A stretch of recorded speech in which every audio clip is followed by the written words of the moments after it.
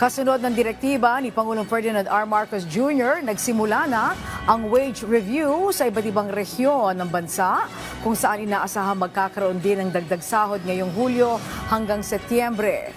Epektibo na sa Metro Manila ang bagong minimum wage order simula July 18, isang araw matapos ang anibersaryo ng kasalukuyang wage order alinsunod sa wage review ng NCR Regional Board at sa omnibus rules ng DOLE.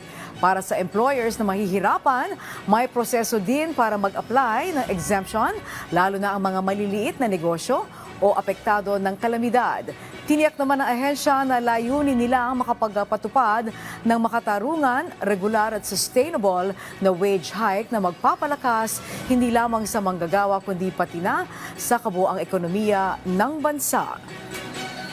Ngayong buwan po, July at August, ang atin pong mga regional boards sa Calabarzon, sa Central Luzon, sa Region 1, Region 2 at Region 7, sila ho ay nagsimula na po ng kanilang wage determination process sapagkat inaasahan po natin na mag-a-anniversary na po yung kanilang mga wage order, ito pong August or September.